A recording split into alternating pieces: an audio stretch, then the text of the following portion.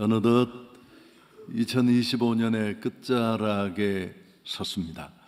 돌아보면 우린 참 숨가쁘게 달려왔습니다. 세상이 너무 빨리 변하고 있습니다. 인공지능이나 이런 것들 보면 하루가 다를 만큼 그렇게 빨리빨리 진행이 됩니다. 그리고 또 그런 빠른 변화 속에 세상은 한순간도 우리를 가만두지 않습니다. 철학자 파스칼은 인간의 불행을 이렇게 진단했습니다. 방 안에 조용히 머물러 있지 못하는 데서 비롯된다. 좀 복잡한 얘기이긴 한데 뼈아픈 지적입니다. 우리는 우리 자신과 진짜 이렇게 마주하는 것을 두려워합니다. 정말 나의 모습, 내 신앙이나 삶의 민낯을 대하는 것을 무척 꺼려합니다. 그래서 어쩌면 무의식적이지만 끊임없이 주변을 돌아다니고 일에 미치고 또 스마트폰에 시선을 주고 그렇게 보내는지도 모릅니다. 파스칼은 이런 우리의 모습을 자신을 속이는 기만 행위다, 그렇게 규정했습니다. 어쩌면 지나온 우리의 삶은 이런 분주함이라는 미명 아래 나를 돌아볼 시간을 놓쳤을지도 모릅니다. 항공기에는 비행의 모든 진실을 담은 블랙박스가 있지 않습니까? 사고의 원인을 밝히려면 조종사의 기억만 의존해서는 안 됩니다. 이 박스를 열어봐야 비행일지 등등 통화 내역도 알 수 있잖아요. 인간의 기억은 끊임없이 자기를 방어합니다. 사정을 말하고 탓을 하고 그러면서 핑계대고 편집되고 왜곡되기 일쑤입니다. 정말 나는 최선을 다했고 또 어쩔 수 없었고 이런 말로 둘러대고 포장합니다. 그렇지만 하나님 앞에 서면 다릅니다. 그분은 우리의 모습을 낱낱이 꾸며지지 않은 채로 알고 계실 테니까요. 오늘 이 시편 139편은 다윗이 자기 인생을 낱낱이 하나님 앞에 드러내고 살펴달라는 그런 내용을 담고 있습니다. 오늘 이제 이맘때쯤 되면 우리에게 이런 모습이 필요한데 다윗의 기도를 통해 하나님 앞에서 진짜 나의 모습과 한번 직면하는 그런 시간이 됐으면 합니다.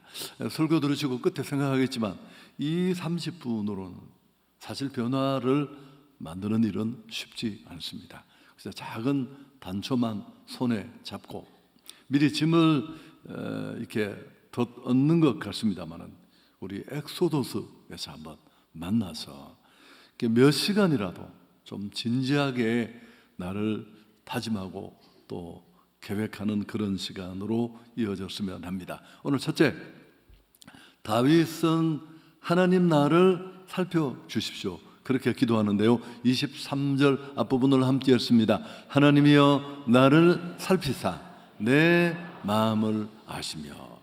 여기 살핀다라는 말은 그냥 힐끔 돌아보는 정도를 말하지 않습니다. 광산 깊은 곳을 파헤쳐서 정말 숨겨진 광물을 찾아낸다, 그런 의미입니다. 내가 나를 잘 모르고 여러 것에 왜곡되고 가리워져 있는데 하나님 진짜 내 모습을 나는 보기 원합니다.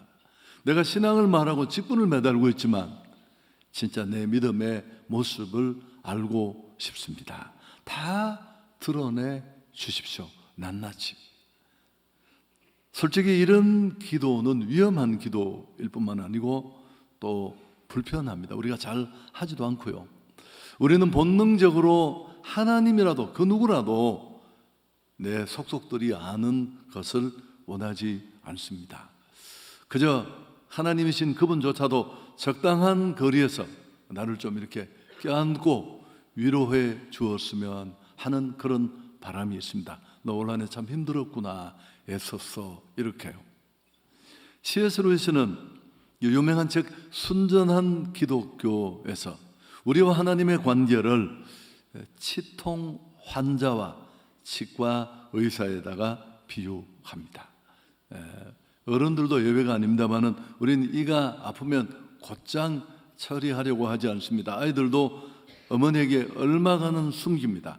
당장 뭐 치료할 수 있는 약도 주고 또 도움이 되겠지만 결국 엄마 손에 이끌려 치과로 끌려갈 가능성이 높기 때문에 막 이상한 소리 나고, 저도 이렇게 가니까 긴장이 되어서 의사가 끊임없이 긴장 푸세요, 그 뭐 이렇게 뺑뺑 돌아가는 소리만 들어도 이런 일과 맞선다는 것을 알기 때문에 그렇습니다. 우리 역시 다르지 않습니다. 이 책의 비유대로라면 하나님 사업이 힘듭니다. 아이들 때문에 너무너무 마음이 아프고 그렇습니다.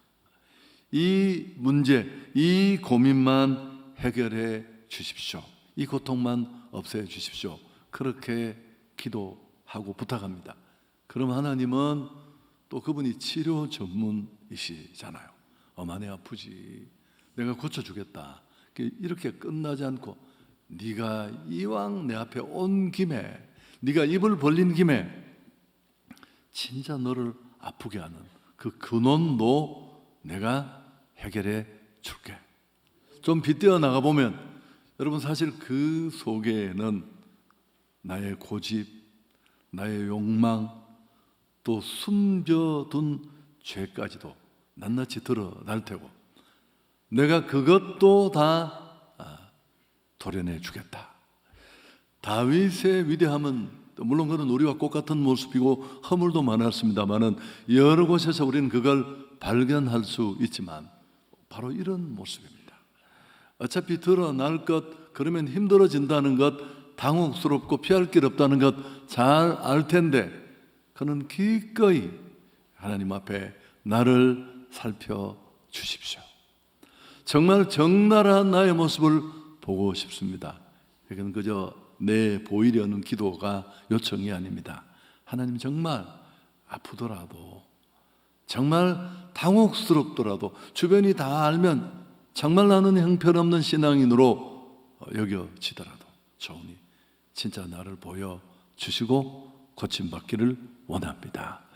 그렇게 수술을 동의하는 행위이자 자기 손을 드는 항복의 선언입니다. 사랑하는 여러분, 이제 우리가 한 해를 돌아보며 우리에게 진짜 필요한 건 열매를 드러내고 성공을 자축하는 게 아닙니다. 그건 가려지고 왜곡되고 꾸며진 균형을 잃은 평가일 수 있습니다. 정말 하나님 앞에 선 것입니다. 낱낱이 내 모든 것을 아시는 그 하나님 앞에 나를 내어놓는 용기가 필요합니다. 할렐루야. 오늘 이상하게 그 분위기가 쫙 깔립니다. 이건 100% 제 탓입니다. 그러나 여러분 탓도 조금은 있다는 거 알아주시면 좋겠습니다. 인디언들이 이렇게 막 말을 타고 달리다가 가끔씩은 멈춰 서서 자기가 달려온 길을 돌아본대요. 왜요? 혹시 내 영혼이 따라오지 못했을까봐. 이 어려운 말을 알아듣는다는 건 내가 괜찮다는 뜻입니다. 여러분, 우리는 반드시 점검이 필요해요. 사실 그런 측면에서 제가 몇 주 얘기를 지난주부터 시작을 한 겁니다. 시리즈 이러면 또 여러분 그것도 힘드시니까 아이고 몇 번 저거 이거 생각하는 것도 힘들어서 제가 일부러 하지 않았는데, 우리는 2024년이 힘들었지만 그렇게 지나가고 새로운 해를 정말 기대를 품고 마주하길 원하는데, 또 말하지만 앞으로 이때쯤 계속 얘기하겠지만 제가 있는 한 시간은 연결되어 있는 거예요.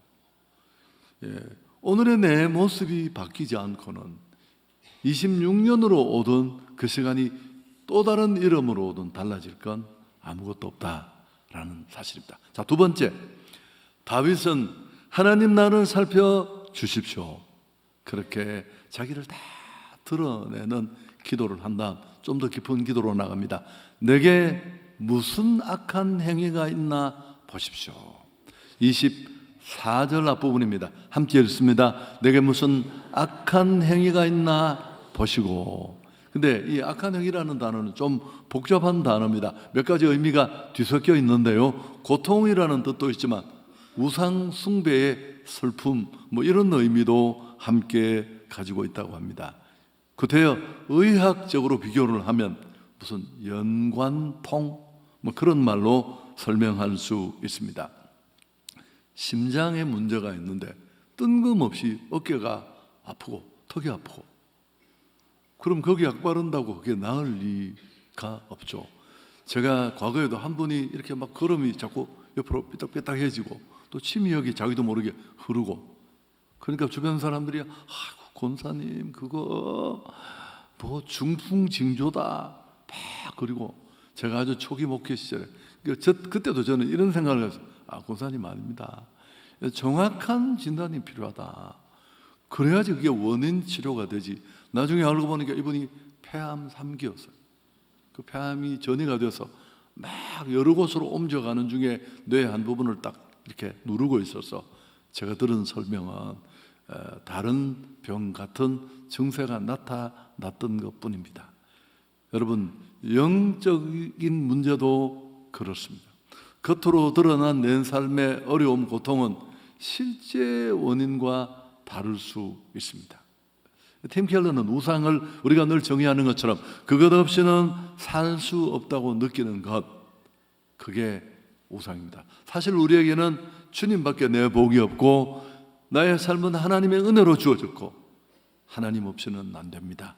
지난 날도 지금도 이후로도 이런 고백이 다윗처럼 우리 안에 끊임없이 솟아나야 하는데, 고백은 그렇게 하고 찬송할 때 손 들고 그렇게 외치기도 하지만 진짜 내가 기대했는 것이 있어요.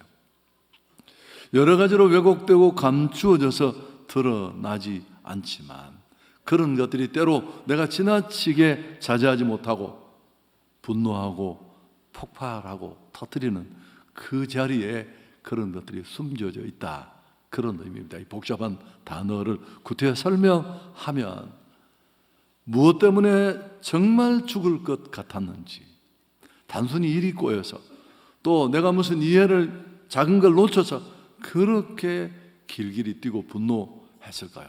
그것만이 아니라는 겁니다. 그 저면에는 정말 건드리지 않았으면 싶은 것, 실제로 내가 나를 버티고 기대어 있는 나의 가짜 하나님, 우상이 거기 도사리고 있다는 겁니다. 그게 무너질 때 내 존재가 무너지는 고통을 느낍니다. 어쩌면 그 어려움과 고통은 내 마음속에는 진짜 우상을 드러내는, 지목하는 신호탄일 수 있습니다. 자녀, 또 무언가를 사역과 삶 속에 이루려는 행위, 물질, 여러분 사실 다 하나님이 주신 건데 자녀를 예로 들면 우리 집만이 아니고 모두 대부분 그럴 텐데 우리 고민의 8할은 아이들 걱정이에요. 더 이 애매한 표정, 설교 진전에 상당히 어려움을 가져오는 반응이라는 거 아시죠? 여러분 제가 그 보통 가족이라는 영화의 한 대사를 말했잖아요. 한 여자분이, 나는 앞뒤를 전혀 모르는데 그분이 그러더라고요. 영화 대사예요. 아이들이 마음대로 될 것 같으면 누가 교회 다니고 누가 절에 가겠느냐. 뭘 얘기해도 반응은 별로, 오늘 이 분위기를 떨쳐버리는 건 쉽지 않을 것 같습니다. 여러분 사실 자녀는 내 아이가 아니에요.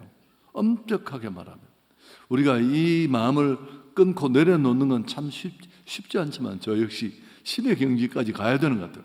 근데 사실은 세상에 사람이 필요했고 하나님은 그 사람을 우리 가정에 부탁하셔서 공장장 같은 우리가 뚱땅뚱땅 만들어서 이제 적절할 때 세상에 이렇게 내어놓아야 되는 그런 정도입니다. 우리가 막 애쓰고 노력하고 땀을 쏟고 그리고 안 되면 그거 안 되는 거예요. 어떻게 해요? 그걸 때려 죽일 수도 없고 살릴 수도 없고. 좀 객관성을 가지고 독립적인 삶을 살아가도록 어느 한도를 지키는 일은 언제나 쉽지 않지만 잘 도와주고 내려놓는 것도 필요합니다. 사역도 그렇잖아요.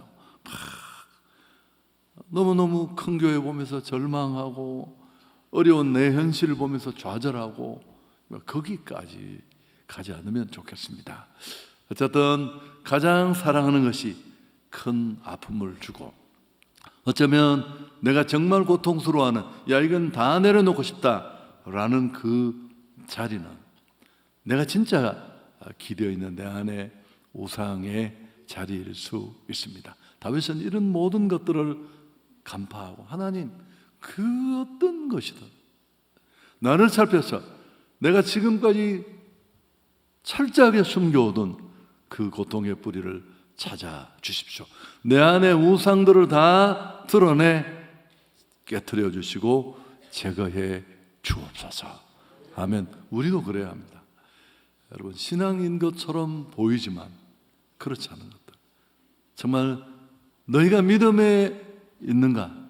너희 자신을 시험하고 확증하라. 그렇지 않으면 너는 버리운 자다라는 말씀처럼 좀 이런 직면하는 은혜가 필요합니다. 자, 이제 마지막 세 번째, 다윗은 마지막 기도를 합니다. 오늘 24절 후반부를 같이 읽습니다. 나를 영원한 길로 인도하소서. 사실 앞에 이 두 단계는 이것 때문에 필요한 겁니다.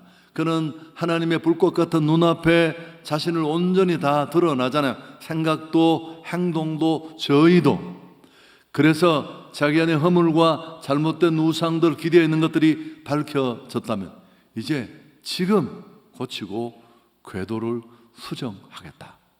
그런 그의 결단이고 선언입니다. 여러분, 만일 이런 실제적인 변화로까지 우리의 돌아봄이 이어지지 않는다면 의미가 없어요. 반성하면 못해요? 회고하면 못합니까? 이게 건강검진을 대체적으로 받잖아요. 1, 2년 만에 한 번씩. 이것도 건강검진 하는 곳에서도 하는 얘기인데, 저도 1년에 한 번씩 받으면 그럼 뭐 이렇게 이야기를 꼭 한두 가지씩 해줘요. 그 어떤 날은 이렇게 딱 그 기계를 만지는 그 분이 표정이 별로 안 좋아요. 이거 사진 처음 찍어보세요. 그럼 또 뭐가 나왔구나. 그럼 얘기를 해주잖아요. 이 우리 병원에서 치료를 하실 겁니까? 아니면 가까운 병원에서 하실 거냐고.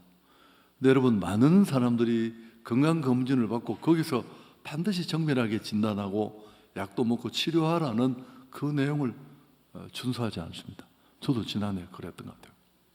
그럼 그건 아무 의미가 없는 거예요. 애매한 눈빛.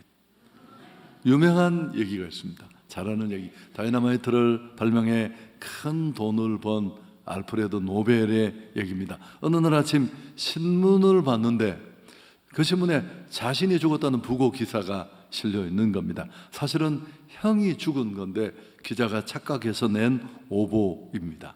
제목이 무척 충격적입니다. 죽음의 상인 사망하다.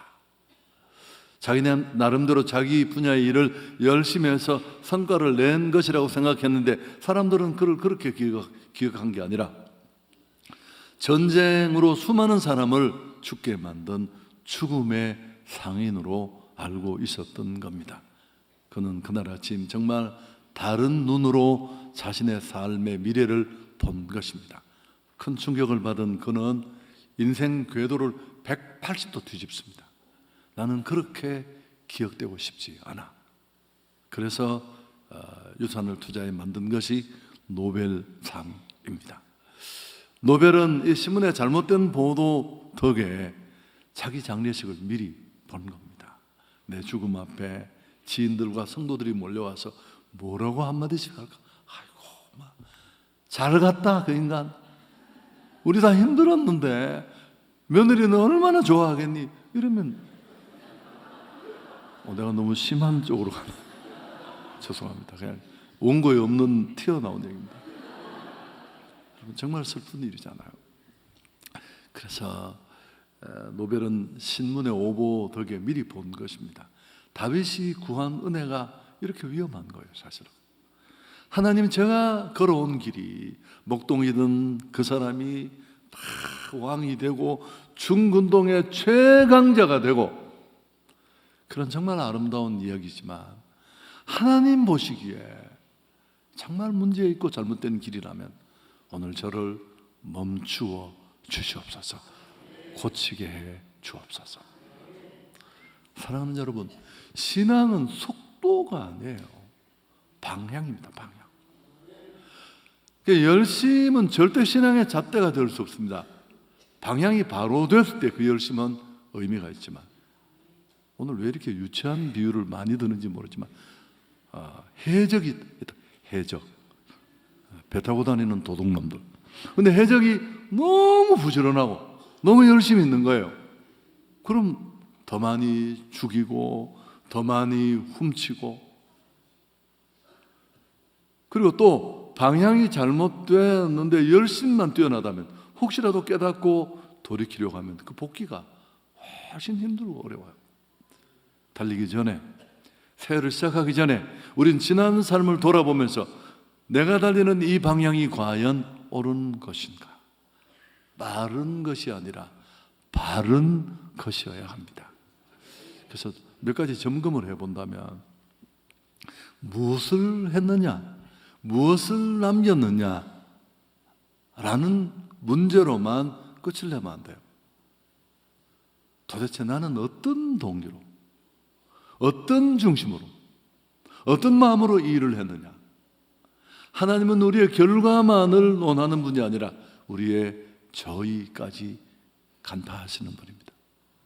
또 하나, 제가 이 얘기도 참 수없이 많이 한 얘기인데 좀 충격적이지만, 하나님은 예상외로 우리가 무엇을 하느냐에 그렇게 관심이 없을 수 있습니다. 부모도 그렇잖아요. 자식이 막 돈만 많이 벌어서 막 이렇게 막 소 눈만한 다이아몬드 3개를 주면 엄마가 아유, 고맙다. 그리고 온몸에 붙이고 다니니까, 아니요, 너 어디서 가져왔니 이거? 도대체 이 돈이 어디서 났니? 그걸 물어보는 게 정상적이듯이 하나님은 우리가 무엇을 하느냐보다 우리가 어떤 사람이 되느냐에 훨씬 관심이 많아요. 여러분, 지나온 이 한 해의 시간 동안에 나는 얼마나 신앙적으로 진짜 진보했고, 너의 진보를 보이라고 했는데 정말 주변 사람들이 야, 참 많이 변했어, 전보다 진짜 많이 달라졌어, 그런 얘기를 들을 수 있어야 합니다. 이 진보도 분명한 푯대를 가지고 돌아보는 일이 쉽지 않잖아요. 2가지로 점검하면 좋습니다. 나는 하나님을 얼마나 더 사랑하게 되었는가. 말로만이 아니라 10,000원짜리 한 장 헌금 이야기하는 거 아니에요. 달달달달 떨면서 자기 위해서는 마음껏 좋은 거 고급으로 먹으면서. 여러분, 꽝이에요. 이미 끝난 거예요. 돈은 감출 수 없는 내 안의 가치에 드러내며요. 그리고 또 나는 사람들을 사랑하는 마음이 얼마나 넓어졌는가. 지하고 맞는 사람, 요 좁은 틀 속에 딱 집어넣어서 아니고, 여러분, 그러려니 하고 그렇지 않은 사람 얘기도 꽤 유쾌하지는 않지만 들어주고 생각하고, 그리고 좀 또 갑자기 이런 얘기를 하면, 야, 저 인간이 오늘 이 얘기를 하려고 설교를 했구나. 전혀 그렇지 않습니다. 여러분, 몽골 선교도 이제 제가 가봐야 어디로 가겠습니까? 11차 이제 러브 몽골이 시작되는데, 여러분, 정말 그분이 나를 도우시고 부어주신 은혜가 얼마나 지대한데, 적어도 주님의 마음이 온통 가 있는 그 선교지, 잃어버린 영혼들이 그냥 우죽순으로는 그곳에 가서 무슨 뭐 사람을 살리고 못 살리고 그건 다 내려놓고 그곳에 임하는 하나님의 마음, 그걸 한 번이라도 느껴봐야 하지 않겠습니까? 끝도 없이 주님 앞에 나와 그분의 마음은 온통 잃어버린 영혼에 있는데, 나는 내 나라에 코가 몽땅 빠져서 또 그 말만 한다면 그것도 참 가슴 아픈 일이고, 또 오늘 우리 장로님 기도 속에다 나오는데 교사가 없다고, 여러분 5,000명이 넘는 이 교회 그 교사가 없다는 게 교사는 도대체 다 어디를 간 겁니까? 저는 참 그러니까 봉사하고 섬길 사람은 맨날 없어서 하시는 분들이 2탕 3탕하고 죽을 지경이에요. 도와주시길 바랍니다. 설교 정리합니다. 도스토예프스키의 소설 죄와 벌, 저도 중학교 때 이거 읽었는데 문학 전집을 읽어야 된다는 강박관념에 그때 이 주인공 이름 외운다고 내가 무척 어려웠었어요. 왜냐하면 나중에 다 생각 안 나도 주인공 이름은 알아야 되겠다 싶은데 이번에 해보니까 또 쉽지 않아서 라스콜리니코프, 이 친구는 자기가 지은 죄를 자꾸 합리화하기만 합니다. 그럴 수밖에 없는 이유를 설명하고, 그렇지만 그런 변명을 내려놓고 십자가 앞에 무릎을 꿇었을 때 비로소 부활의 아침을 맞게 됩니다. 우리도 다르지 않습니다. 지난 1년을 돌아보면서 난 어쩔 수 없었고 나름대로 애썼지만 그랬고 가족들 때문에 어쩔 수 없었고 세상이 원래 그렇지 않고 아니 예수 믿는 사람들 다 나오고 다른 게 뭐가 있느냐고 이렇게 핑계대던 자리에서 내려서서 다윗이 드렸던 이 위험한 기도, 직면하는 기도가 우리에게 필요한 줄 믿습니다. 하나님, 진짜 내 모습 알고 싶습니다. 진짜 나는 신앙의 사람인지, 내가 남겼다고 까보는 이게 진짜 하나님이 인정하실 만한 것인지, 그 동기나 결과를 봤을 때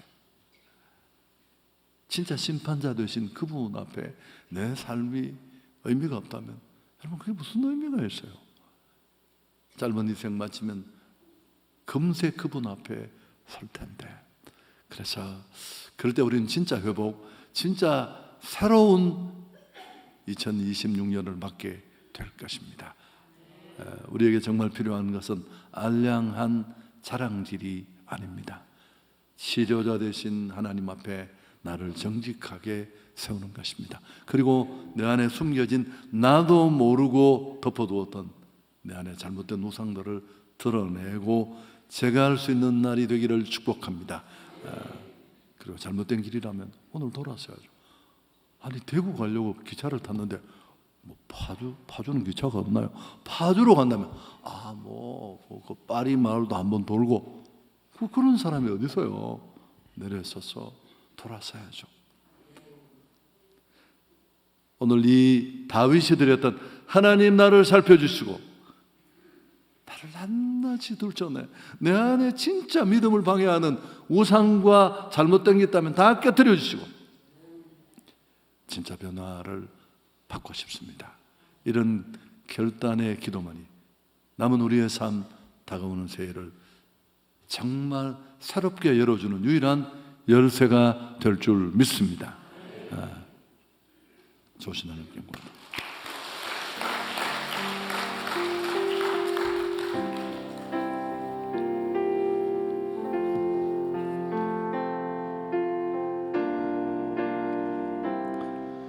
정결한 마음 주시옵소서. 오 주님, 정직한 영은 새롭게 하소서. 그냥 갑니다. 나를 주님 앞에서, 나를 주님 앞에서 멀리 하지 마시고 주의 손을 거두지 마옵소서.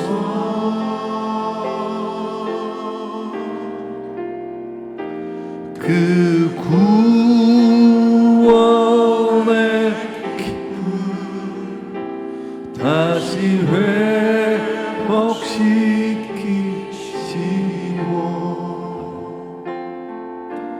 변치 않는 맘에 손 들고 찬양합니다. 나를 주님 앞에서, 나를 주님 앞에서 멀리 하지 마시고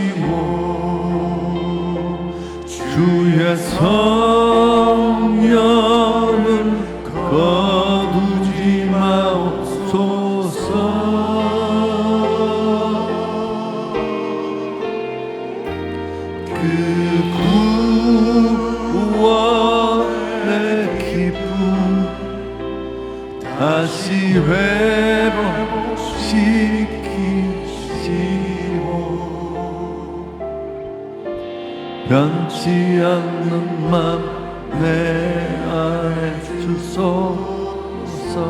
우리 2분만 기도하겠습니다. 여러분, 하나님 없이 그분의 마음 밖에 있는 내가 만든 그 무엇이 진짜 그 어떤 것이 의미가 있겠습니까? 오늘 이 반성, 이 돌아보면 꼭 필요합니다.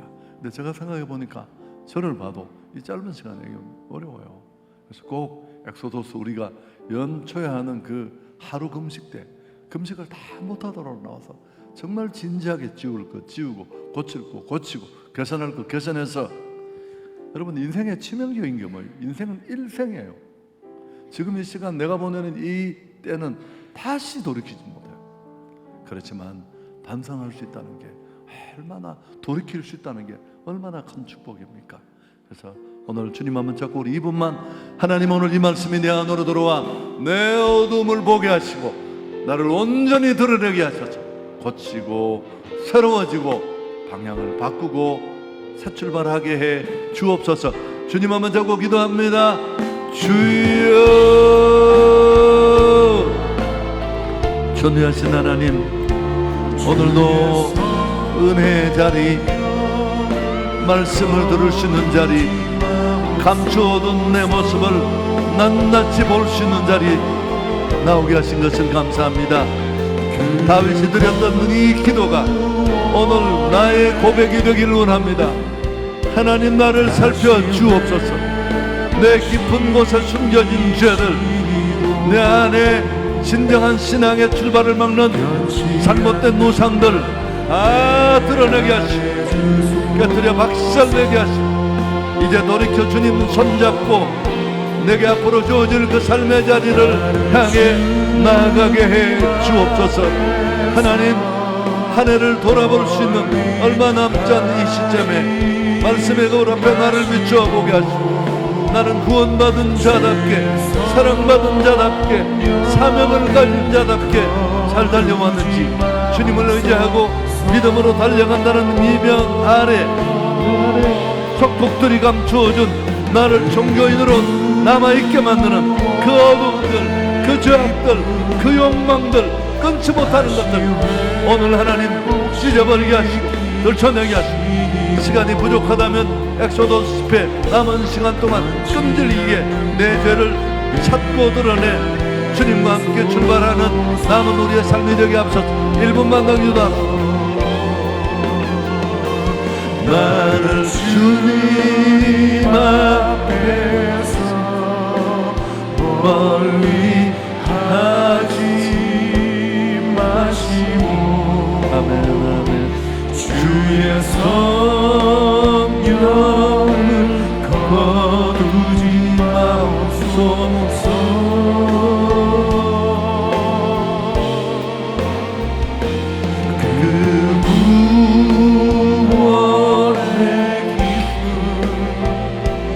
다시 회복시키시고